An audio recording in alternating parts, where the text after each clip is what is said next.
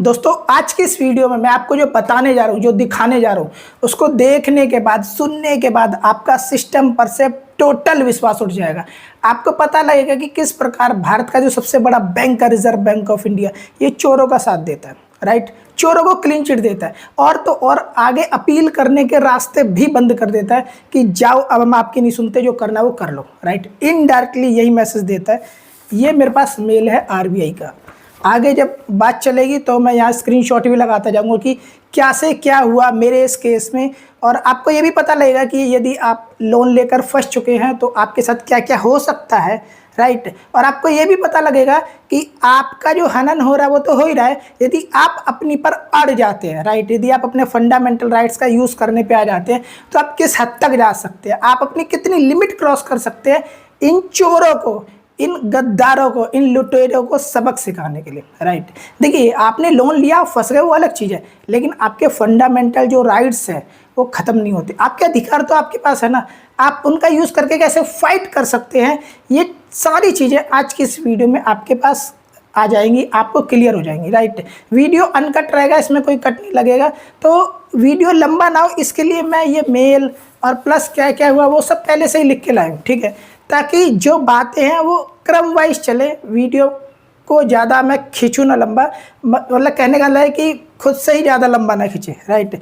तो कहानी स्टार्ट होती है 2020 की स्टार्टिंग में, यानी कि फरवरी मार्च का महीना था, 2020 की स्टार्टिंग थी, कोरोना से ठीक पहले का टाइम था।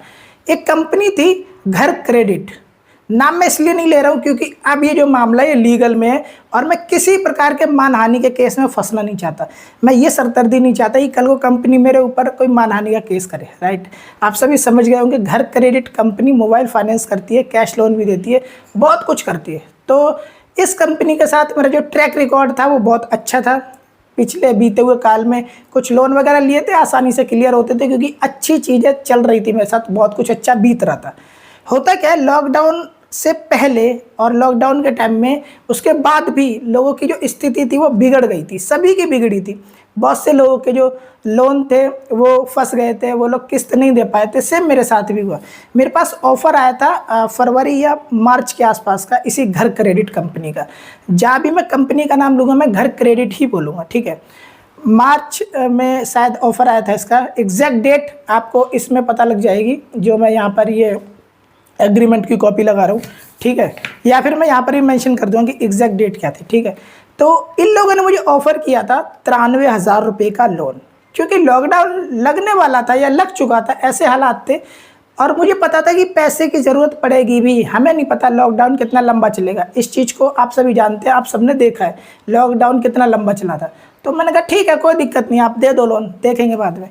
तो उस लोन को लेने के बाद जो 5 EMI थी वो मिस हो गई, मतलब मैंने दी नहीं। आप ये समझिए, मेरे पास जो राइट थे, जो गवर्नमेंट ने वो दिया थे, जो छूट दी थी, क्या बोलते हैं उसे, ये वर्ड यहाँ पर मैं मेंशन कर दूँगा, अभी ध्यान में नहीं आ रहा है, मोरेटोरियम, ठीक है, मोरेटोरियम जो दिया था गवर्नमेंट ने, तो मैंने उसका यूज़ किया और मेरी 5 EMI नहीं गई, ठीक है। जिसका मैंने प्रॉपर मेल किया कंपनी को कि ऐसे ऐसे गवर्नमेंट ने अभी डिसाइड किया है कि आप मोरेटोरियम दो ग्राहक को, तो आप मुझे भी दे दो, तो इन्होंने दे दिया, ठीक है। अच्छा, मेरी जो EMI थी वो थी 36 EMI थी। एक EMI थी 4,595 रुपये की, राइट। 36 EMI 4,550, ठीक। और यहाँ पर जो मोरेटोरियम लिया था मैंने, वो लिया था 5 महीने का। अब इन 5 महीने में जो कंपनी की कैलकुलेशन थी वो ये थी कि आपकी 21 EMI हम बढ़ाएंगे, 21, ठीक है। 21 का मतलब क्या होता है, आप 4,595 इंटू 21 करके देखिए, अमाउंट यहाँ पर आ जाएगा। 21 EMI इन लोगों ने मेरी बढ़ा दी, करीबन 90,000 से लेकर 1 लाख रुपए के बीच का अमाउंट होता है। 21 EMI दोस्तों बहुत ज़्यादा हो जाती हैं, ठीक है। तो मैंने इनसे मेल पर पूछा कि सर आपने जो EMI मेरी बढ़ाई हैं, तो आपने मतलब कौन सी RBI की गाइडलाइन का पालन किया है। तो इनके एक ऑफिसर का कॉल आता है मेरे पास होम क्रेडिट से ही, उसने कहा सर आपका लोन रिस्ट्रक्चर हो चुका है। तो मैंने ठीक है, जो रिस्ट्रक्चर हुआ है उसकी हार्ड कॉपी या सॉफ्ट कॉपी आप मुझे मेल पे दे दीजिए, या तो घर भिजवा दीजिए मेरे, या फिर आप मुझे मेल पे दे दीजिए। वो कॉपी इन लोगों ने, इन चोरों ने मुझे आज दिन तक नहीं दी, और ना ही इनका जो और बड़ा चोर है, इनका बाप RBI, ना ही उसने वो कॉपी दिलवाने मेरी मदद की। बल्कि इस कंप्लेंट को क्लोज कर दिया, जो कि अब पीएमओ में है। अभी प्रधानमंत्री ऑफिस में इनकी कंप्लेंट है, जो प्रेजेंट टाइम है, ठीक है। अभी लीगल में जाएगी, वो थोड़ा सा प्रोसेस और आगे है। अब हुआ क्या कि जब इन्होंने वो चीज़ें मुझे नहीं दी तो मैं उन चीज़ों की डिमांड करता रहा। इसी बीच में मैंने इनकी 17 ईएमआई और पे कर दी, ठीक है। धीरे धीरे बात चलती रही, मैं ईएमआई भी पे करता गया, ठीक है। 17 ईएमआई पे हो चुकी थी, 36 में से 17 गई तो बची 19 ईएमआई, ठीक है।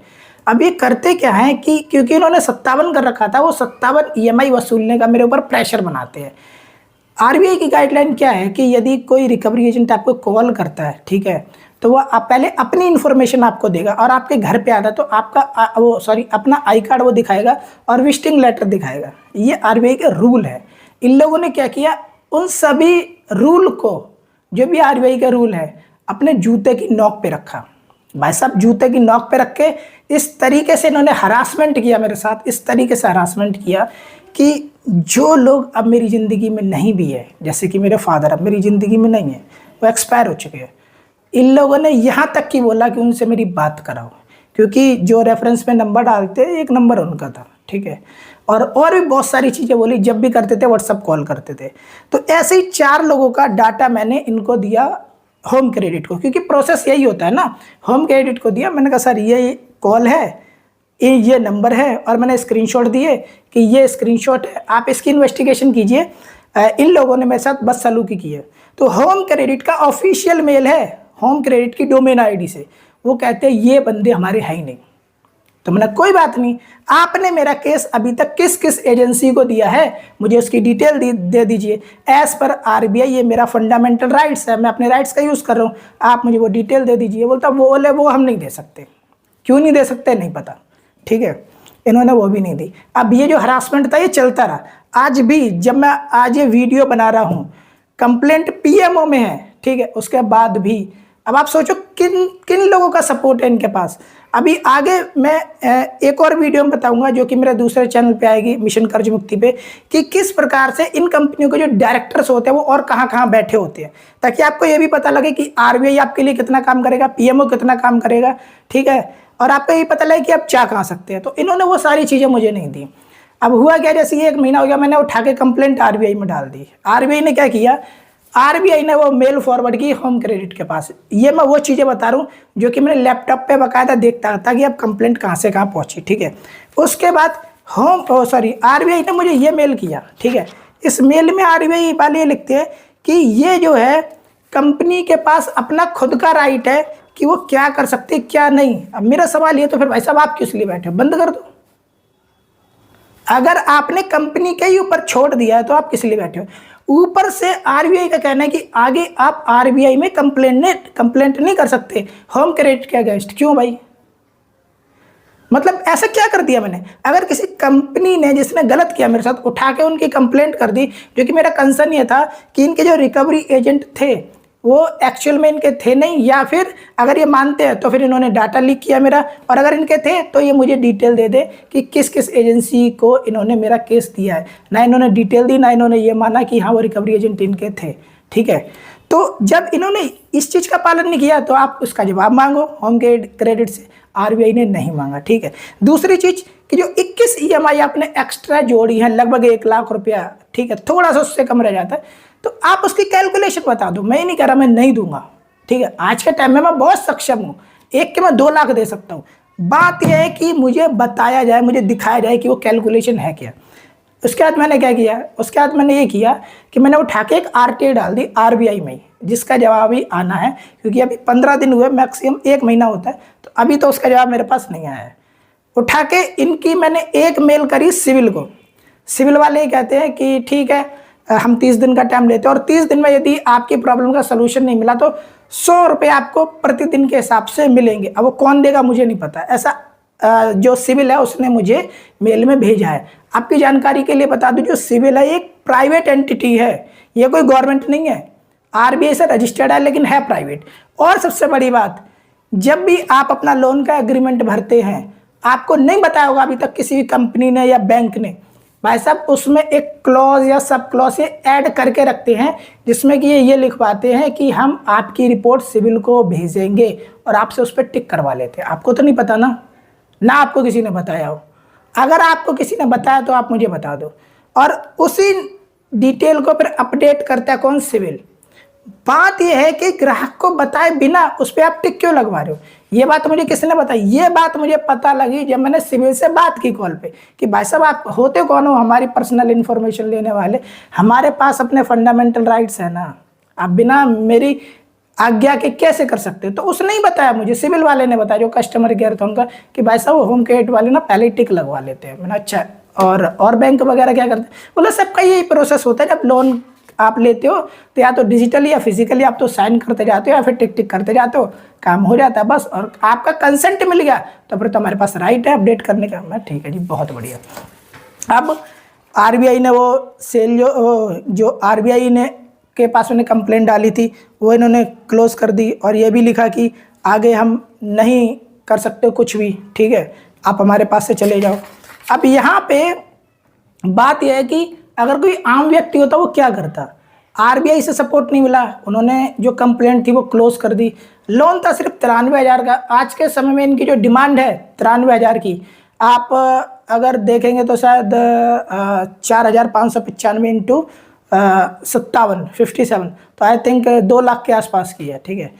तो अब ऐसे में क्या कर सकते हैं? जो पेंडिंग ईएमआई है मेरी 40 का भी अभी 1,83,800 रुपये बन रहा है, ठीक है। लेकिन आरबीआई में कंप्लेंट करने का एक फ़ायदा हुआ है, पता है क्या हुआ?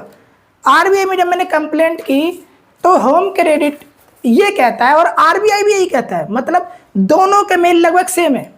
आरबीआई कहता है कि आप 1,83,800 रुपये छोड़ो, आप 87,000 यानी 87,000 में मामला खत्म करो। हम सेटलमेंट नहीं दिखाएंगे सिविल में, हम क्लोज दिखाएंगे। आपने सुना होगा ना, बहुत से जो लोग हैं वीडियो बनाते हैं वो बोलते हैं हम आपका सेटलमेंट करवा देंगे, सेटलमेंट करवा देंगे। भाई साहब किस बात का सेटलमेंट?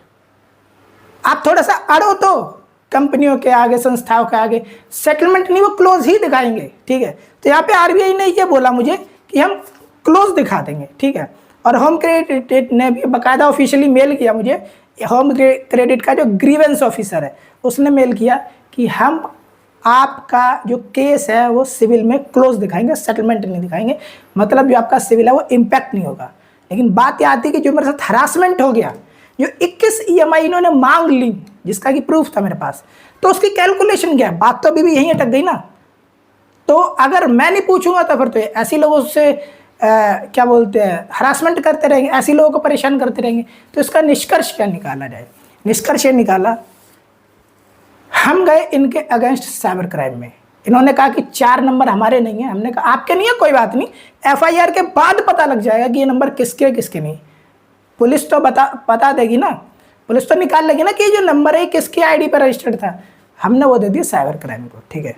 अच्छा, अब रही बात कैलकुलेशन की, तो अगर आरबीआई नहीं बताएगा तो मिनिस्ट्री ऑफ फाइनेंस है, पीएमओ है, हमने इनकी कंप्लेंट डाल दी पीएमओ में, ठीक है। और पैरेलल हमने तैयारी कर ली है कहाँ? कंज्यूमर कोर्ट जाने की। नॉर्मल नहीं जाएंगे हम नॉर्मल कोर्ट में, क्योंकि बहुत सारे केसेस पेंडिंग होते हैं। हम कंज्यूमर है तो हमारा फंडामेंटल राइट्स क्या? सबसे पहले हम कंज्यूमर कोर्ट जाएं, हम चले जाएंगे कंज्यूमर कोर्ट। अब आप देखो कि इतनी फाइट में ही ये लोग कहाँ 1,83,800 का अमाउंट ये लोग मुझसे वसूलने की बात कर रहे थे, और ये आ गए 87,000 पे, राइट। कॉल पे बात हुई तो कॉल पे तो ये लोग यहाँ तक कहते हैं कि हम 30,000 में आपका सेटलमेंट कर देंगे। अब आप सोचो कि 1,83,800 का यदि ये सेटलमेंट करते हैं मात्र 30,000 रुपये में, तो कितने % निकल के आता है? बट मेरा क्या है, मेरा ये मानना है कि आज के समय में यदि मैं 4-5 लाख रुपए का भी आईटीआर भरता हूँ ना, तो भाई साहब मैं डेफॉर्मेशन का केस करूँगा, मानहानि का केस करूँगा कंपनी के ऊपर, और पार्टी बनाएंगे हम उसको, उसमें आरबीआई को भी, ठीक है। चाहे बने चाहे ना बने, हम अपनी एप्लीकेशन में देंगे, और आगे दूसरे चैनल पर जो मेरा मेन चैनल है ये फाइनेंस वाला, उस पर मैं ये वीडियो बना के बताऊंगा अभी कि कोर्ट में क्या हुआ, क्योंकि ये मेरा राइट है बताना। जब तक कोर्ट नहीं बोल देता, कोर्ट कहा कि अब आप वीडियो में नहीं बता सकते, मैं नहीं बताऊंगा, लेकिन जब तक मेरे पास राइट है तब तक मैं बताऊंगा। इससे होगा क्या? मैं मान लेता हूँ इस बात को कि आरबीआई और घर क्रेडिट घर क्रेडिट, मैं मान लेता हूँ कि ये दोनों एक ही है, ठीक है। मैं मान लेता हूँ, क्यों होगा आपस में कुछ, मान लेता हूँ ये दोनों एक ही है, ये आपस में साठगांठ करके एक बन गए और इन्होंने मेरे केस को निपटा दिया, साइड कर दिया। मैं ये भी मान लेता हूँ पीएमओ ऑफिस में भी ऐसा ही कुछ कर सकते हैं और पीएमओ ऑफिस से भी मेरी जो कंप्लेंट है वो क्लोज हो सकती है, ठीक है। मैं ये भी मान लेता हूँ कि साइबर क्राइम में मैंने जो एफआईआर किया ना उससे भी ज़्यादा कुछ नहीं निकलेगा, लेकिन मैं ये नहीं मान सकता कि यदि मैं कंज्यूमर फोरम में जाऊँ तो वहाँ से मैं खाली आता हूँ। मैं ये नहीं मान सकता कि अगर मैं इन पर डेफॉर्मेशन का केस कर दूँ तो मैं उस चीज़ को प्रूफ नहीं कर सकता, राइट। इससे निष्कर्ष क्या निकलता है, यदि आपके साथ कुछ गलत हुआ है, आपने लोन लिया है, लोगों ने आपको प्रताड़ित किया है, तो आप खामोश मत बैठिए, ठीक है। जब तक आपके अंदर जान है, जब तक आपके अंदर जीने की एक आश है, निराश होकर मत बैठिए। और सबसे बड़ी बात, कभी भी अपने साथ कुछ गलत करने की मत सोचिए। मैं बहुत देखता हूँ न्यूज़ में आता है कि किसी ने 50,000 के लोन के पीछे सुसाइड कर लिया, 1 लाख के पीछे कर लिया, 2 लाख के पीछे कर लिया। मेरी अपनी कहानी है, 40 लाख के कर्जे में डूब कर मैं बाहर निकला हूँ एक बार, ठीक है। तो ज़िंदगी कभी भी मुश्किल नहीं होती, बस बात है कि आप फाइट करने में कितने सक्षम हैं, आप कितनी अपनी बाउंड्रीज को क्रॉस कर सकते हैं। यदि आपने सही तरीके से अपनी बाउंड्रीज को क्रॉस किया, सिस्टम के साथ फाइट की, तो माना मैंने कि सिस्टम में ज़्यादातर लोग फ्रॉड हैं, फेक हैं, चोर हैं, लेकिन इसका मतलब ये नहीं कि आपकी बात सुनी नहीं जाएगी, ठीक है। आप हौसला रखो। और सबसे बड़ी बात ये कि इन सब सिचुएशन में फंसने के बाद अपनी कमाई मत रुकने दो, काम आप हमेशा जारी रखो। जॉब कर रहे हो तो जॉब पे पहले फोकस करो, प्रायोरिटी जॉब बिजनेस होना चाहिए। और ये जो है ना, जो कीड़े मकोड़े हैं, ये मैंने अब कीड़े मकोड़े ही बोलता हूँ, और जितने भी रिकवरी एजेंट हैं, भाड़े के टट्टू, इन पे अपना समय खराब नहीं करो, ठीक है। कोशिश करो आप हायर अथॉरिटी से कॉन्टैक्ट करो। जिस भी कंपनी से, बैंक से लोन है, उसके ग्रीवेंस ऑफिसर को पकड़ो। कॉल पे बात मत करो, मेल पे बात करो, ठीक है। 30 दिन होता ही आप डायरेक्ट जाओ आरबीआई में। आरबीआई भी आपकी कंप्लेंट को मैं कहता हूँ रिजेक्ट कर देता है, अपील का मौका नहीं देता है। कोई बात नहीं, पीएमओ है, पीएमओ के ऊपर भी है, बहुत कुछ हो सकता है। हार मत मानो, फाइट करो।